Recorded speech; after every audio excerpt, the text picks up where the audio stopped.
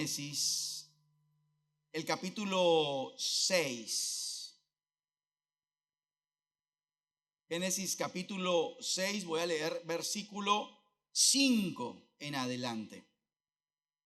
Dice: y vio Jehová que la maldad de los hombres era mucha en la tierra, y que todo designio de los pensamientos del corazón de ellos era de continuo solamente el mal. Y se arrepintió Jehová de haber hecho hombre en la tierra, y le dolió en su corazón. Y dijo Jehová: raeré de sobre la faz de la tierra a los hombres que he creado, desde el hombre hasta la bestia y hasta el reptil y las aves del cielo, pues me arrepiento de haberlos hecho. Pero Noé halló gracia ante los ojos de Jehová. Estas son las generaciones de Noé. Noé, varón justo, era perfecto en sus generaciones. Con Dios caminó Noé, y engendró Noé 3 hijos: a Sem, a Cam y a Jafet. Amén y amén. Vamos a orar. Amado Dios, hoy te damos gracias por este tiempo que nos das. Estos días, Señor, que sabemos que has apartado en tu agenda para nosotros. Sabemos, Señor, que tú quieres visitarnos, que tú quieres tocar nuestras vidas. Yo te pido en esta hora, Señor, que conforme, Señor, a tu propósito y a tu palabra, hoy ministres a cada uno, Señor. Tú conoces su necesidad, conoces, Señor, lo que hoy necesitan de parte tuya. Te pedimos, Espíritu Santo, que te glorifiques a través de tu palabra, que seamos tierra fértil y tu palabra sea buena semilla. Te lo pedimos en el nombre de Cristo Jesús. Amén y amén. Hoy le puse título a esta charla, y el título que le coloqué fue: Se busca. La palabra buscar en el diccionario, la palabra buscar, significa hacer lo necesario para encontrar o hallar a una persona o a una cosa. Vuelvo y le repito: buscar es hacer lo necesario para encontrar o hallar a una persona o una cosa. Este pasaje lo estuvimos tratando el domingo en la iglesia.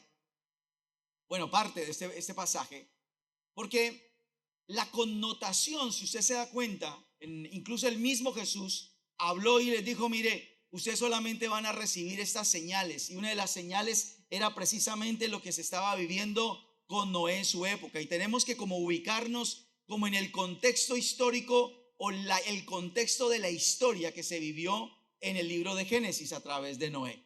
La Biblia dice que la humanidad había llegado a tal nivel de corrupción que el Señor tomó la decisión de destruir a toda la raza humana, las bestias, las aves, absolutamente toda su creación, porque la maldad era altísimamente grande. Así que calculemos e imaginémonos cómo estaba de alta, cómo era de grave la situación en ese momento, que Dios mismo tomó la decisión tempranamente de destruir la tierra a través de un diluvio.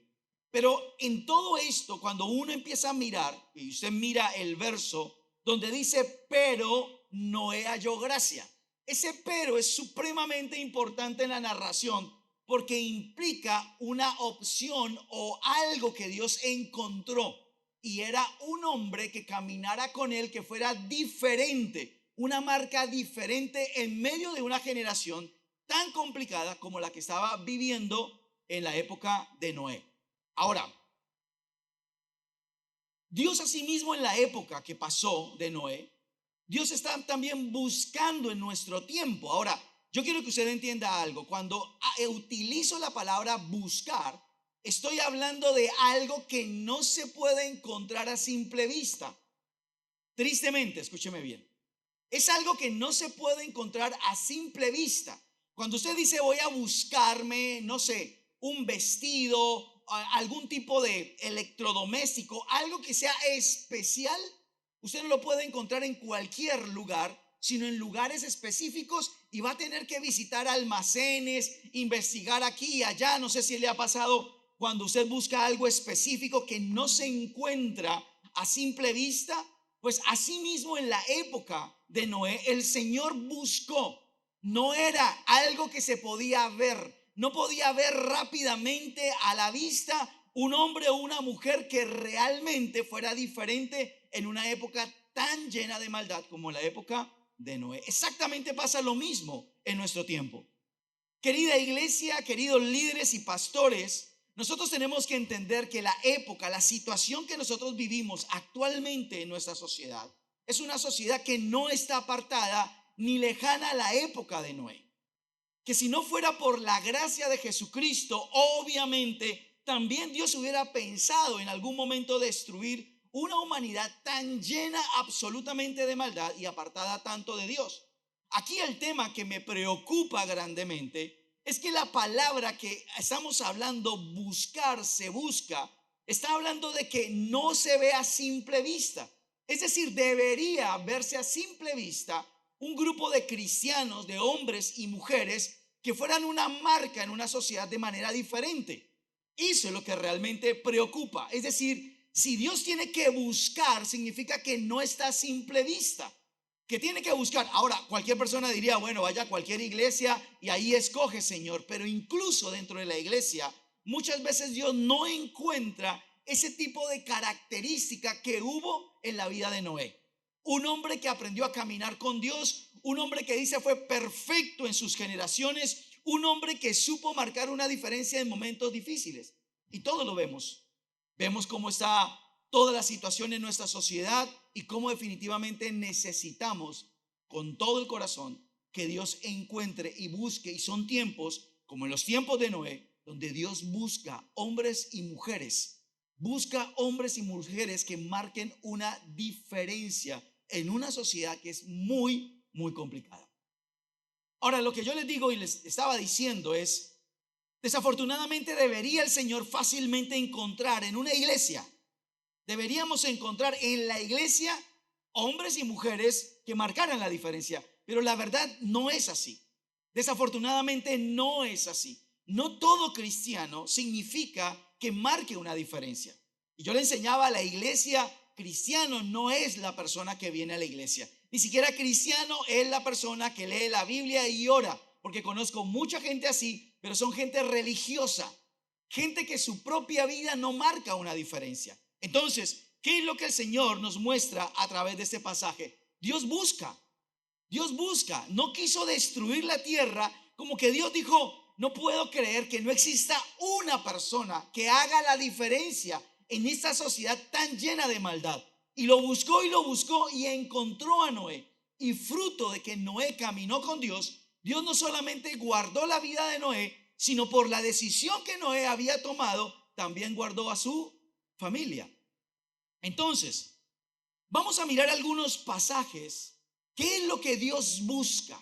¿Qué hombres y qué mujeres son los que Dios busca en este tiempo? Porque necesitamos es eso, saber a quiénes es que busca Dios, como lo buscó en la época de Noé, e encontró a Noé, a quienes busca Dios en este tiempo.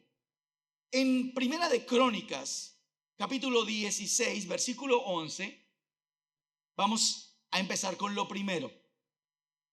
Primera de Crónicas 16, 11 dice, buscad a Jehová y su poder, buscad su rostro continuamente. ¿Qué es lo que Dios busca en este tiempo? Hombres y mujeres que busquen a Dios.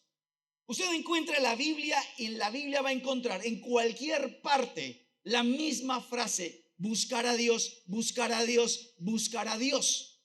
Dios, escúcheme bien, pareciera como que, a ver si me hago entender acá, pareciera como si fuera obvio, que fuera fácil para Dios encontrar hombres que lo busquen.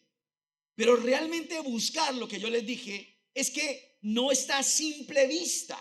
No es fácil encontrarlo. Hay que buscarlo. Hay que hacer lo necesario para encontrarlo. Y una de las cosas que el Señor aquí nos habla en este pasaje y en toda la Biblia, nos habla de la necesidad de buscar a Dios. Hay tres cosas que marcan la diferencia en la búsqueda de Dios, porque cualquier persona me puede decir, buscar a Dios es venir a la iglesia, buscar a Dios, no sé, es ayunar, buscar a Dios es leer la Biblia. Todo eso entra dentro de la parte de buscar, pero no significa que es la persona que Dios busca. Y yo les colocaba el ejemplo la otra vez también a la iglesia es cómo Jesús siempre tuvo la lucha y los choques con los líderes religiosos de su época. Porque a pesar de que ellos oraban, ayunaban, asistían a la sinagoga, leían la Biblia, para Jesús eran como sepulcros blanqueados. Es decir, a pesar que mostraban cosas espirituales, no eran espirituales para Dios, no eran los hombres que Dios estaba buscando. ¿Me hago entender? No era la gente que Dios estaba buscando. Dios no está buscando gente religiosa. Dios está buscando gente que lo busque. Y hay tres cosas en lo que se diferencia o se resalta una persona cuando busca a Dios. Lo primero es el temor a Dios. El temor a Dios es una de las grandes características de la persona que busca a Dios. ¿Qué significa la palabra temer a Dios? Realmente temer a Dios es el respeto y es el amor a Dios, porque por lo cual tú lo amas, no lo hieres. Porque lo amas, quieres vivir una vida conforme a lo que Él te dice, o te ordena, o nos ordena. Temer a Dios, una persona que teme a Dios, dice la palabra, no peca. Es decir, el temor a Dios a nosotros nos mantiene en compromiso y en santidad. El temor a Dios es una marca de la persona que realmente busca a Dios de la manera correcta. No es una persona religiosa. La persona religiosa no teme a Dios. La persona religiosa no es una persona que sencillamente viene y hace cosas espirituales. La persona que realmente busca a Dios es una persona que teme a Dios. Las 24 horas del día, todos los 7 días de la semana, la persona teme a Dios. No solamente en la iglesia, en su casa, en su trabajo, en donde sea, teme a Dios. Sabe que existe un Dios que está a su lado, que está al lado de él o de ella, y que todo lo que nosotros hagamos, bueno o no bueno, Él lo va a saber. Temor a Dios es eso, no rendirnos a la tentación o al pecado. La segunda cosa que da la marca de una persona que busca a Dios es que ama a Dios. El temor tiene un fundamento, el amor a Dios. Y toda nuestra vida es el amor a Dios. Amar a Dios es eso, respetarlo. Amar a Dios es obedecerlo. Amar a Dios es siempre buscar la manera de no dañar ni infringir sus normas, sus leyes. Amar a Dios no es herirlo. Amar a Dios es exactamente igual como cuando uno ama a su cónyuge. Cuando uno ama a su cónyuge hay compromiso, hay desprendimiento, hay renuncia, hay sacrificio. Cuando uno ama a otra persona, hay el romanticismo, el cariño, las palabras. Mis acciones siempre van a ser para agradar o hacer feliz a esa persona. Eso a mí me dice que yo amo. Por eso siempre le repito a las parejas, no solamente cuando una persona o una pareja o el hombre o la mujer dicen, tú sabes que yo te amo, la frase suena muy romántica, pero realmente no significa que la ame o lo ame verdaderamente. ¿Qué es lo que hace que la persona se sienta amada? El respeto, el detalle, el compromiso, el sacrificio, el renunciar. Yo contaba alguna vez una pareja que llegó a nuestra oficina y tuvieron un problema. Y él me decía, pastor, es que imagínese, ella me conoció así, que yo soy enojado, siempre. Me conoció así, se enamoró de mí y ahora que nos casamos, ahora quiere que yo cambie eso. Como diciendo, bánquesela hasta que la muerte nos separe. Y yo le decía a él, ese pensamiento que tú tienes es súper egoísta. La persona que ama no le dice a la otra persona, me bancas con todos mis problemas y con todos mis defectos. Cuando una persona ama, muere, renuncia, se sacrifica por quitar de su vida esos defectos que hacen que la otra persona no sea feliz. Amén. Ese es realmente el propósito. Eso es amar a Dios. Cuando tú temes a Dios, el fundamento, la base del temor a Dios está en el amor a Dios. ¿Por qué nosotros amamos a Dios? Porque nos comprometemos, porque hay un sacrificio, porque renunciamos a cosas en nuestra vida que sabemos que a Dios no le agrada. Así que renunciamos a eso, morimos a eso Eso es parte del amor a Dios. Y lo tercero, dentro del buscar a Dios, la característica de una persona que busca a Dios es servir a Dios. Servirle a Dios. La palabra servir significa una persona con ausencia de egoísmo que se dedica a suplir la necesidad de aquella persona que ama o las personas que ama. ¿Qué significa? Que cuando le servimos a Dios es porque renunciamos a nuestra propia necesidad por amor a Dios y creemos o sabemos qué es lo que Dios necesita, qué es lo que Dios necesita de mí. Por eso le servimos. Ahora escúcheme bien esto. Estas tres cosas, el temor a Dios, el amar a Dios y el servir a Dios, es el fundamento de la persona que busca a Dios. Una persona que busca a Dios tiene estas tres características, no dos, no una, tiene las tres características porque la una se sustenta en la otra, no van sueltas. No sirves a Dios, pero no amo tanto a Dios. Yo temo a Dios, pero la verdad no estoy tan comprometido con Dios. No van separadas las tres cosas. Las tres cosas van unidas. Son el resultado de una persona que busca a Dios. Por eso cuando Jesús encontró la religiosidad de los líderes de esa época, encontró esto. No había temor a Dios. Parecían cristianos, parecían personas comunes de una iglesia, parecían muy espirituales, pero sus vidas no eran espirituales. Es más, el Señor siempre los acusaba de hipócritas, porque realmente es eso. Yo quiero decirle algo con mucha tristeza, y es que no estoy diciendo de una iglesia en específico. La iglesia en el mundo, la iglesia cristiana, desafortunadamente es eso. Se crearon nuevas mentalidades, nuevas cosas en la mente de la gente, ¿no? Entonces ya tenemos diferentes tipos de cristianos. El cristiano light, el cristiano que quiere una vida cristiana sin tanto problema, sin más facilista, sin tanto compromiso. Tenemos cristianos que son los cristianos que han creado nuevas doctrinas, como no hay necesidad que usted vaya a la iglesia, Jesús es mi líder, el Señor está conmigo las 24 horas del día, así que no hay necesidad de estar en la iglesia.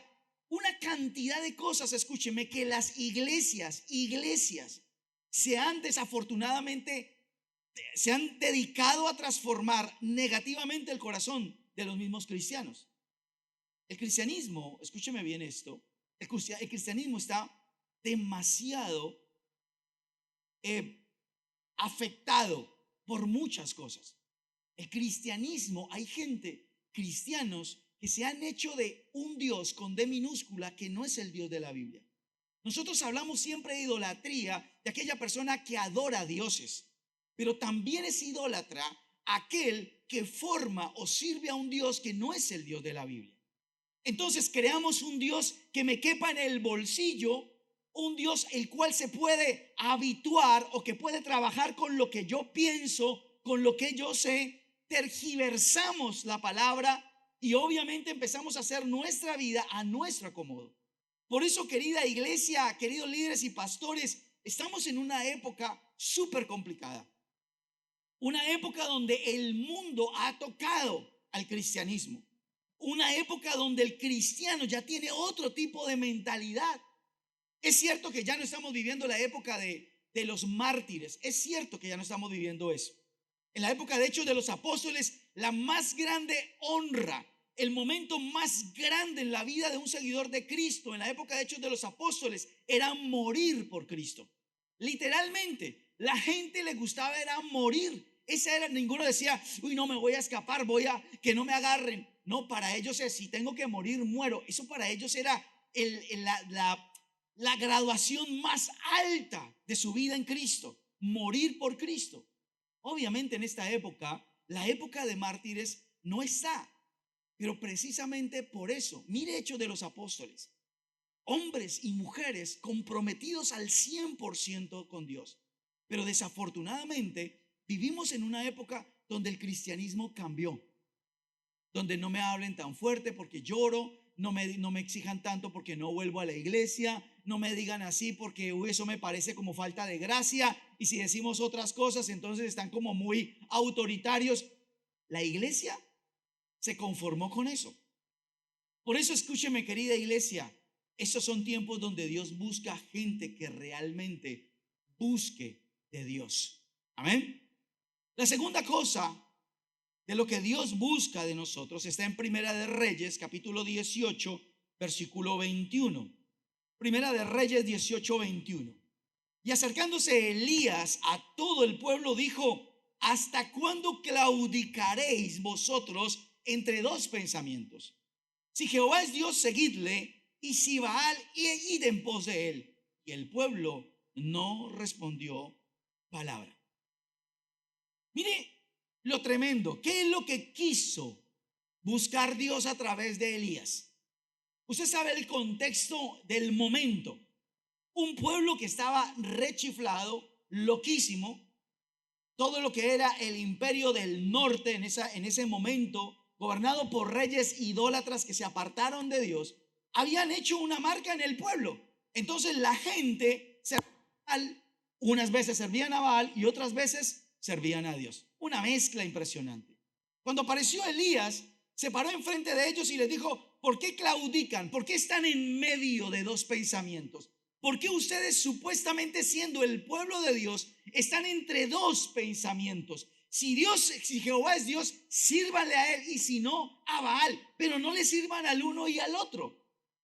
¿Sabe qué es lo que Dios está buscando en este tiempo? A partir de esa gran parte que es hombres y mujeres que busquen a Dios, son hombres y mujeres que tomen decisiones firmes, que sean radicales, que puedan decir: esta es una decisión que yo voy a tomar, no importa la presión, no importa la situación, acá es lo que yo he creído, esta es mi ética, estos son mis valores, esto es lo que yo creo en Dios. Pero escúcheme bien, la gran mayoría de fe, de compromiso de la gran mayoría de cristianos está como una ola. Unos días creo, unos días no creo, dependiendo de qué es lo que esté pasando a mi vida. Momentos difíciles. Por eso yo creo que las iglesias que están aquí representadas, que han venido hoy también, todas las iglesias nos hemos visto de la misma. ¿Por qué se va de la iglesia? No, porque pasó un momento difícil financiero y dijo: no, me voy a dedicar a trabajar después de la iglesia.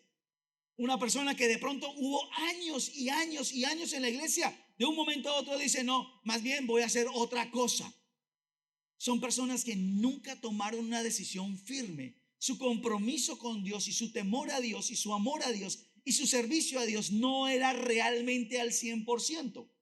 Estamos, obviamente, escúcheme bien, en épocas, en tiempos donde tenemos que tomar decisiones firmes frente a muchas cosas que pasan a nuestro alrededor. No solamente le estoy hablando de momentos difíciles en nuestras vidas, porque los momentos difíciles ponen a prueba nuestra fe, ponen a prueba nuestro compromiso, ponen a prueba absolutamente todo en nuestras vidas.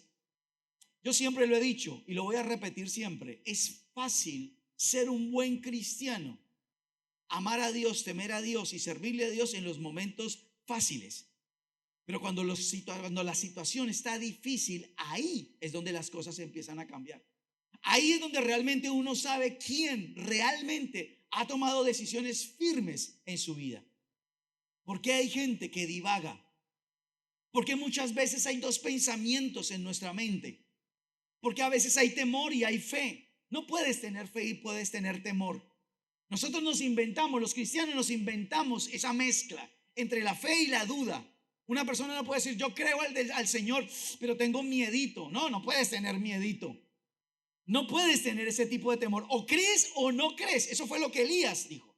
Estamos en el comprometernos o no comprometernos. ¿Cuántos jóvenes no se han salido del propósito de Dios solamente porque pusieron sus ojos en una persona que no era la correcta para sus vidas sentimentalmente? Una persona, un hombre, una mujer del mundo, alguien que no conocía de Cristo, y puso los ojos en esa persona y tomó la decisión complicada en su vida y tomó la peor decisión de su vida. Escúcheme bien. Cuando uno empieza en la vida cristiana, uno arranca un proceso de formación. Somos como ese bebé que se forma en el vientre de una madre. Cada año que pasa, cada administración que tenemos, cada tiempo que nosotros tenemos con Dios, vamos siendo formados y madurados, pareciéndonos más a Él. Pero escúcheme esto, lo que le voy a decir. Cuando usted toma una mala decisión, cuando usted divaga, tiene dos tipos de pensamientos, termina, escúcheme esto, abortando la formación de Dios en su vida. ¿Por qué abortando? Es exactamente igual. Una mujer que está en embarazo y si sufre algún tipo de situación en su formación, en su embarazo, puede tener un problema y es el aborto. Ese es el gran enemigo de un embarazo. Lo mismo pasa en el cristiano. Una persona que se sale del propósito de Dios por una mala decisión. Porque tarde o temprano, escúcheme bien, cuando una persona divaga y está entre dos pensamientos, siempre va a terminar mal, siempre va a terminar mal. Elías lo que quería es que el pueblo de Israel tomara una decisión. Así fuera para Baal, sírvanle a Baal, pero no se pongan a mezclar las cosas. Es más, la misma Biblia, en el libro de Apocalipsis, el Señor decía eso. No sean ni fríos, o sean fríos o calientes, pero no tibios. No en la mitad, porque el Señor dice es eso. El tema es que no tomamos decisiones. A veces somos fríos, a veces somos calientes y obviamente la mezcla da una tibieza. Y el Señor dijo, no, yo vomito de mi boca los tibios. Hay que ser firme en sus maneras de pensar, firme en sus convicciones. Momentos difíciles, situaciones, presiones emocionales, presiones sentimentales, presiones financieras, presiones espirituales. Todos tenemos ese tipo de presiones. Pero el profeta Elías le estaba básicamente diciendo a la iglesia o al pueblo en esa época: ustedes tienen que ser hombres y mujeres de decisiones firmes. Eso es lo que busca Dios en este tiempo. No son tiempos, obviamente, vuelvo y le repito, de muertes y de mártires. Gracias a Dios estamos en una nación que da libertad a las creencias y a muchas cosas. Pero yo quiero que usted entienda, la iglesia en este tiempo, la gente que Dios busca en este tiempo, lo que Dios está buscando, que no es fácil a simple vista encontrar, es hombres y mujeres de decisiones firmes, no entre dos. No estamos divagando entre el mundo y Dios. No estamos divagando entre la fe y la duda. No estamos divagando entre la santidad y el pecado. No estamos divagando. Somos de una sola línea. Y eso es lo que Dios busca de nosotros. Amén.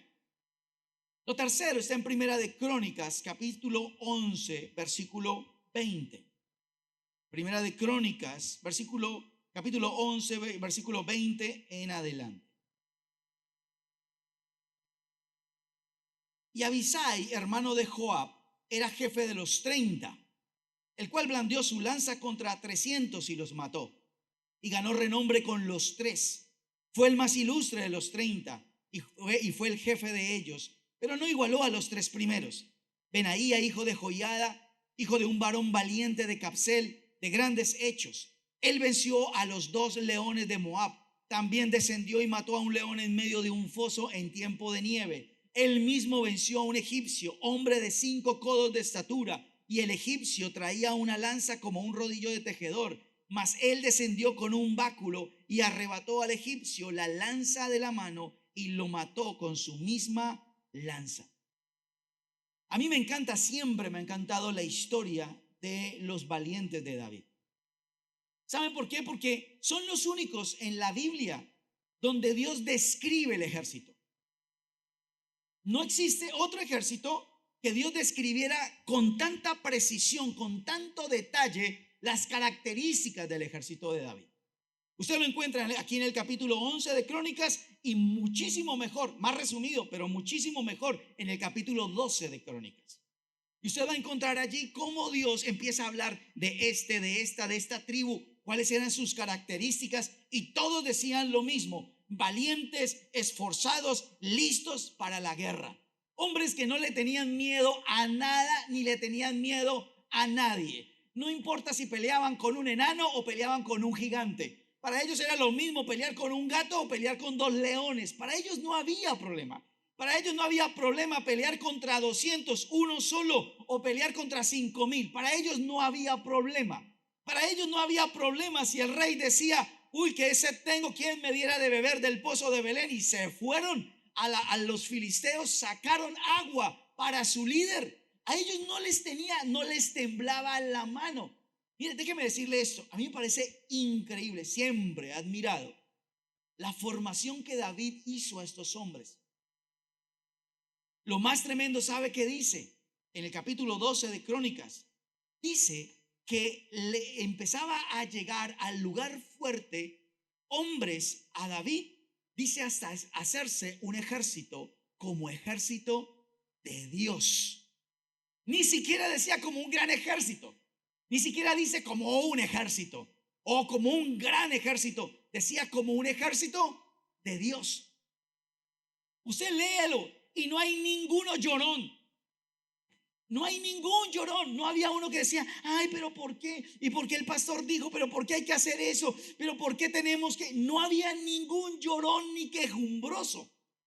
Es más, en el capítulo 20 de Deuteronomio, el Señor decía, mire, si acá hay alguien miedoso, si aquí hay alguien pusilánime, si aquí hay alguien que tiene otras prioridades, dígales que por favor se vayan del ejército, porque esa gente no me sirve. Estoy buscando, ojo a esto, hombres y mujeres de fe. Hombres y mujeres no quejumbrosos, no llorones. Esos hombres eran increíbles porque cada uno, capítulo 12 de Crónicas se lo dejo de tarea. Capítulo 12, antes de dormir, usted se lo lee rapidito y usted se va a dar cuenta, nunca, jamás en la Biblia se describe un ejército como este. Nunca. Es un ejército valiente, osado, sin miedos, sin temores. Los desafíos para ellos eran el postre después del almuerzo. Y escúcheme, estos son tiempos donde la iglesia necesita esos desafíos. Con gente, crecimiento, haciendo esto, lo otro, ingeniando, creativos. Eso es lo que Dios busca en este tiempo. Hombres y mujeres de fe. No quejumbrosos, no llorones, no gente que dice, pero ¿por qué sí? Pero ¿por qué ellos no? Andan más enredados en otras cosas. El hombre de Dios, la mujer de Dios no tiene tiempo para la incredulidad, no tiene tiempo para el temor, porque obviamente volvemos al primer punto. Como buscan a Dios, como realmente buscan a Dios, su fe es fuerte. Y esta gente, este ejército de David, eran hombres carniceros para mí. Eran carniceros, eran hombres que les decían hay que pelear. Y mire otra vez en Primera de Crónicas 12, y dice que cuando el río Jordán estaba en su peor momento, es decir, inundado por todas partes, ellos dicen que pasaban al otro lado para pelear contra sus enemigos. Ni siquiera el río lo respetaban. No respetaban a nadie. Este hombre que acabé de hablar dice que se enfrentó contra un egipcio que medía 5 codos de estatura, calculando que un codo eran 50 centímetros. Pero no, en la iglesia muchas veces hay gente que solamente, ¿y ahora qué vamos a hacer con la economía? Pero definitivamente me toca es como irme, o me voy a salir, y qué tal que yo pierda el trabajo, y más bien trabajo mucho y mucho y mucho, porque qué tal que me enferme y me muere, qué va a pasar con mis hijos, qué va a pasar con mi esposa, qué va a pasar. Andamos más en tantos miedos y tantos temores que por eso mucha gente no conquista y no avanza. Escúcheme esto. Estos son tiempos que Dios busca hombres y mujeres de fe. No gente quejumbrosa, no llorones dentro de la iglesia, no gente temerosa. Porque son tiempos, escúcheme bien, donde Dios siempre lo va a llevar a uno a enfrentar gigantes. A eso y para eso fue que Dios creó la iglesia. Nosotros estamos hechos en nuestra fe, en nuestro carácter, de parte de Dios, para siempre enfrentar gigantes como iglesia. Siempre vamos a enfrentar gigantes. Llámese crecimiento numérico, llámese abriendo células, llámese ganando gente para Cristo. Siempre vamos a tener desafíos, pero uno no puede parar, uno no puede detenerse, uno tiene que continuar. Porque la persona que tiene fe siempre tiene creatividad. Siempre hay algo en su cabeza que está rondando. Siempre hay algo que no lo deja quedar quieto. La fe nunca te deja estar quieto. La fe siempre te va a estar codeando y codeando y codeando para decir, bueno, ¿y hoy qué hacemos? ¿Hoy qué vamos a hacer de raro? Hagamos algo. Metámonos en la compra de una casa, hagamos algo. ¿Se dan cuenta? Cuando hay fe, la fe no te deja conformarte de ninguna manera, ni personalmente ni a nivel espiritual. No te deja conformar. Siempre la fe te está diciendo exactamente lo mismo. Y escúcheme, estos son tiempos donde la fe de la iglesia está siendo puesta a prueba. La pandemia fue una de las grandes pruebas de las iglesias cristianas. Grandes pruebas. Muchas iglesias se cerraron en la época de pandemia para nunca más volverse a abrir. Porque las finanzas, no les pudo las finanzas. Se cerró la iglesia, no pudieron cómo pagar, cómo sostener a sus pastores. Tuvieron que cerrar la iglesia y nunca más volvió a aparecer la iglesia. ¿Cuántas iglesias sus pastores o uno de sus pastores murieron por el tema del COVID y se quedaron sin un pastor o sin sus pastores en algunas iglesias? Fue una prueba muy grande, escúcheme bien, para muchísimas iglesias. Muchas iglesias, su tema fue, no, empezamos bien y resulta que la pandemia nos achicó terrible la gente.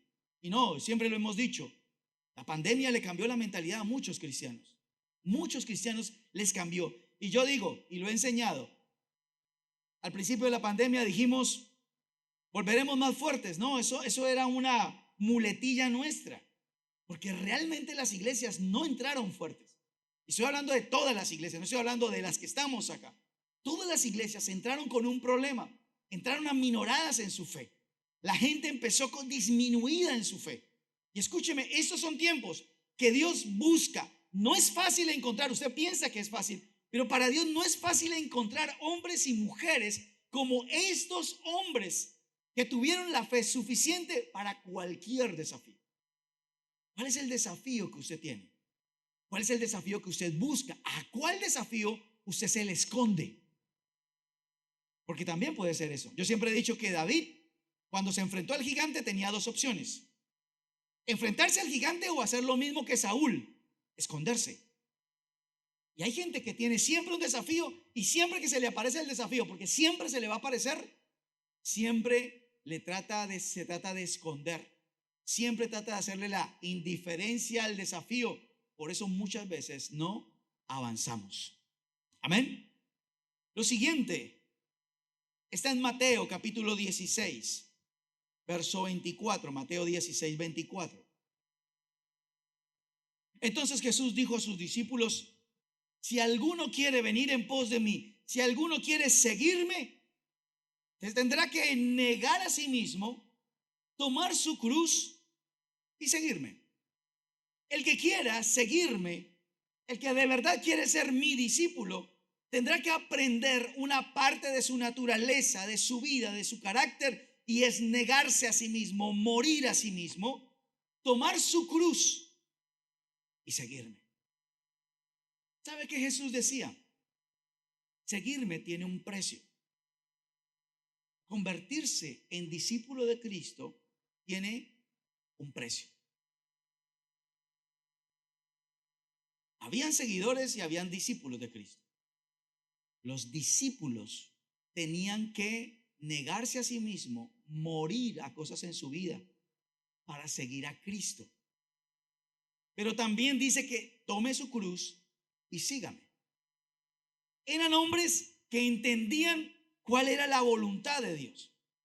Eso es lo que el discípulo entendía. Negarse a sí mismo, es decir, no es mi voluntad, Señor, es tu voluntad, lo que tú quieras.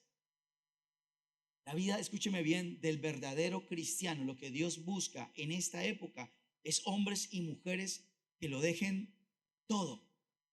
Ahora, con eso no estoy diciendo que ahora renuncien a sus trabajos, se divorcien y ya, listo, porque el pastor Rojas dijo, voy a renunciar a todo y dejarlo todo. No, escúcheme bien, siempre, siempre habrán momentos de nuestra vida donde habrán cosas a las cuales yo tenga que renunciar porque definitivamente no o están formándome un obstáculo para yo seguir a Cristo.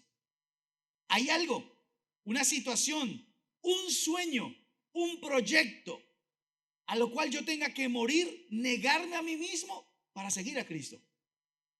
Y aquí dice, el Señor Jesús decía, el que quiera seguirme tendrá que aprender a negarse a sí mismo. A mí siempre me ha gustado mucho la manera como empieza y cómo termina la vida de Abraham, bíblicamente, porque no termina ahí. Pero bíblicamente, Abraham empieza en el capítulo 12 negándose a sí mismo, muriendo a su parentela, saliendo de su tierra para obedecer a Cristo, porque el que se niega es porque obedece. El que muere a algo por Cristo es porque quiere obedecer. Pero Abraham, el capítulo 22, donde bíblicamente, vuelvo y le repito, porque en el capítulo 23, 24 también aparece Abraham, pero ya no aparece en la misma fuerza. Capítulo 22 es cuando el Señor le pide a su hijo, a su único hijo. Y él toma la decisión de negarse a sí mismo, negarse al amor de su hijo y entregar lo que Cristo, lo que Dios le había pedido. Y yo quiero que nosotros entendamos hoy esto. ¿Por qué Dios busca a ese tipo de personas? ¿Por qué Dios busca en cada rincón de este planeta gente que lo deje todo por Él?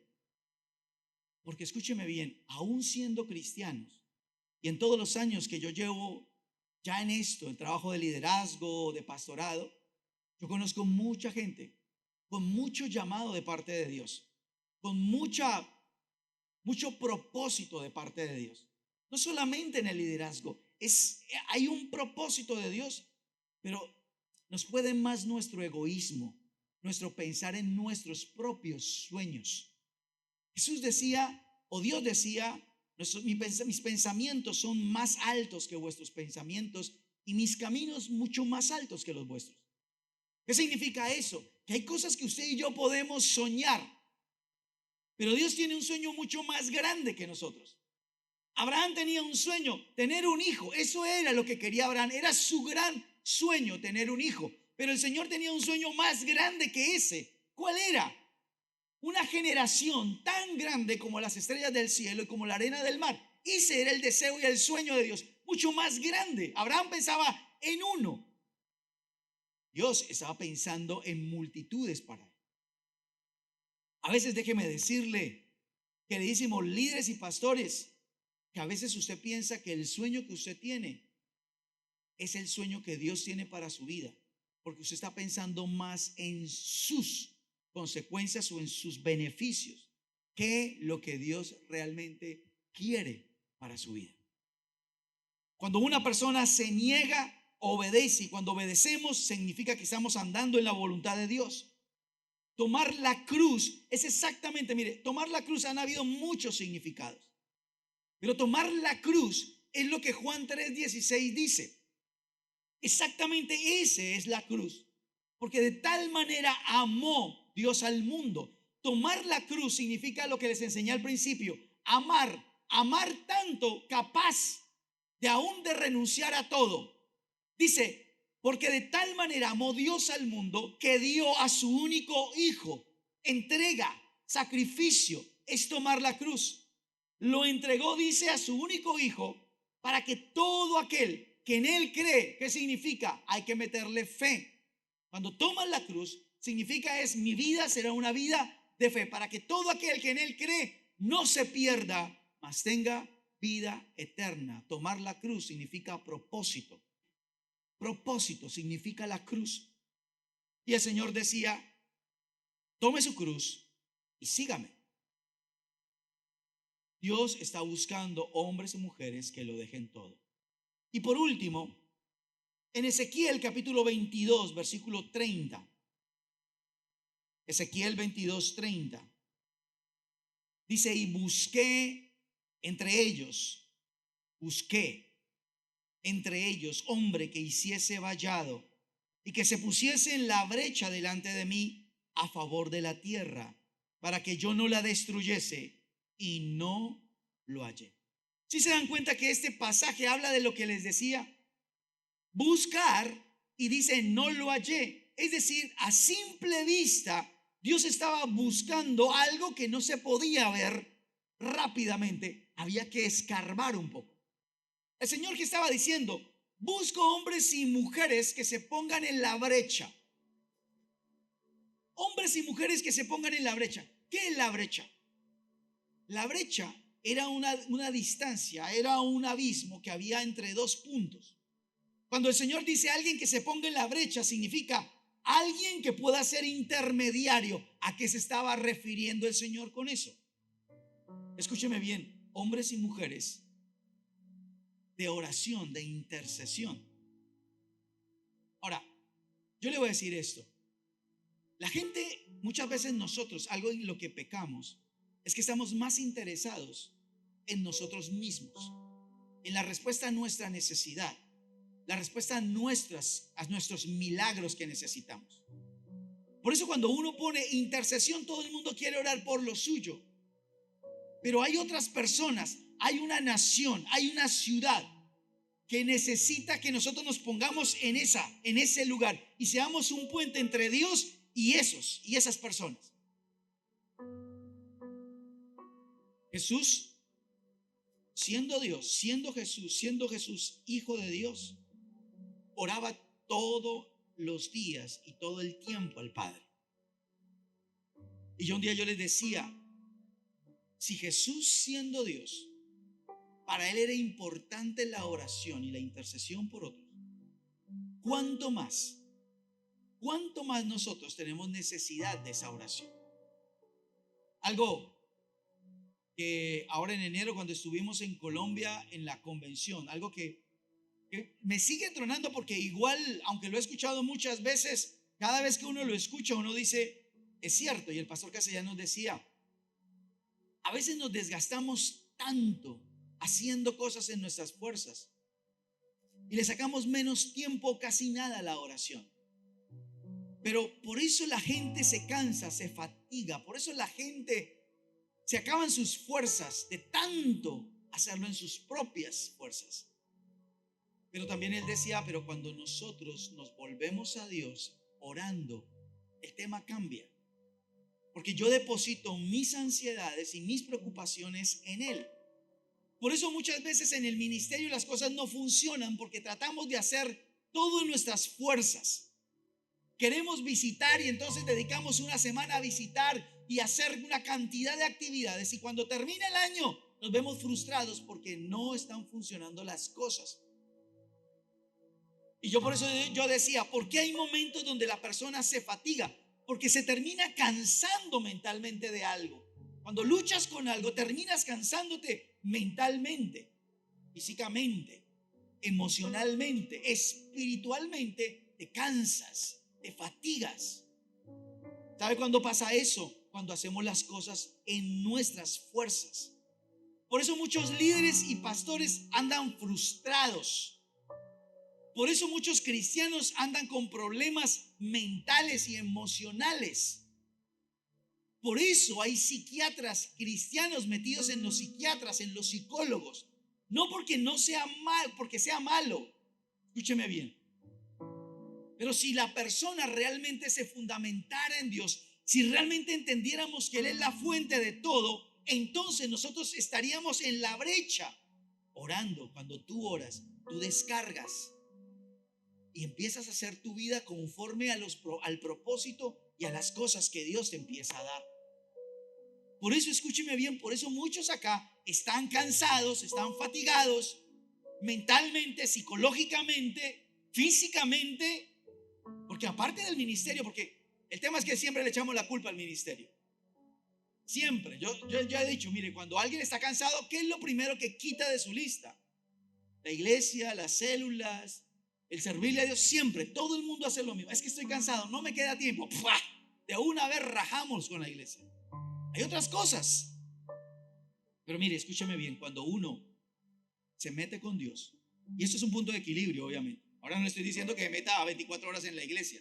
Eso es un punto de equilibrio. Servimos a Dios, pero tampoco sin descuidar lo que hay también. Familia, trabajo, estudio. Pero escúcheme bien, cuando nosotros nos convertimos, esos hombres y mujeres que Dios busca, que buscan la brecha, hombres y mujeres que oren por Argentina, por esta nación, maldecir menos y orar más, preocuparnos menos y orar más, por una nación, por un gobierno, que usted puede ser, no sé de qué inclinación, que realmente nosotros como cristianos no deberíamos tener teníamos que orar por cualquier tipo de gobierno. Porque la misma palabra dice, si a ellos están bien, si les va bien, nos va bien a todos. Nos va bien a todos.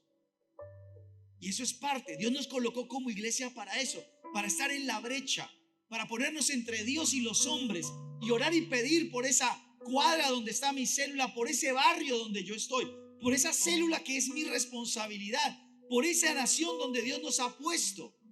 Orar, de verdad. Si algún día uno dijera, bueno, vamos a hacer, no sé, 24 horas, vamos a orar solamente por Argentina, estoy seguro que muy poca gente vendría. Pero si yo le digo, vamos a orar 24 horas por tu necesidad, entonces todo el mundo te aparece, porque necesitamos eso. Entonces, querida iglesia, escúcheme bien eso. Entienda esta noche, y con lo cual queremos arrancar este encuentro de líderes, es que Dios está buscando. Y si Dios está buscando, significa que no lo ha encontrado a plena vista, a una simple vista. Hay que buscarlo, porque desafortunadamente, escúcheme, es así. No es fácil encontrar hombres y mujeres de fe. No es fácil encontrar hombres y mujeres que firmes en sus decisiones. No es fácil que hayan hombres y mujeres que lo dejen todo. No es fácil encontrar hombres y mujeres que busquen a Dios. No es fácil, escúcheme bien. No es fácil. Un 80, un 90%, cualquier tipo de características, pero el 100% realmente Dios está buscando en este tiempo. Está buscando Noés en este tiempo. Noés que obedezcan. Imagínense, en la época de Noé no se conocía lo que era lluvia, y menos cuando le dijeron diluvio. Tuvo que haberlo buscado en un diccionario, porque no entendía cuando le dijo va a caer un diluvio. ¿Qué es eso? ¿Con qué se come? ¿Qué es un diluvio? Es una lluvia fuerte. ¿Qué es una lluvia? Usted lee en la Biblia, dice que hasta ese tiempo solamente era un rocío que caía sobre la tierra. No se había producido lluvia todavía. Entonces el Señor le pone un oficio y le dice, bueno, voy a destruir esta humanidad, voy a hacer un diluvio, voy a destruir a todo el mundo. Me ha agradado de ti, entonces quiero que construyas un arca. Un arca en un lugar donde nunca había llovido. Un arca que duró 100 años su construcción. No la pidió en Mercado Libre, no dijo, venga aquí quien sea.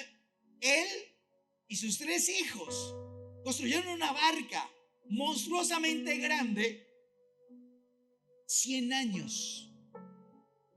Tuvo que haber sido muy firme su decisión. Tuvo que haber sido muy firme. Todo el mundo burlándose. No sabía cómo iba a funcionar esa arca realmente. 100 años construyendo un arca. Escúcheme bien, esas son épocas exactamente iguales. Son épocas difíciles. Difíciles. Para nuestros hijos, difíciles. Para las parejas, difíciles. Para las familias, épocas difíciles. Pero si nosotros entendemos en dónde está el secreto de todo eso, y es que nosotros podamos ser hallados por Dios. No un 20%, un 30%, al 100%. Amén. Allí donde usted está, quiero que se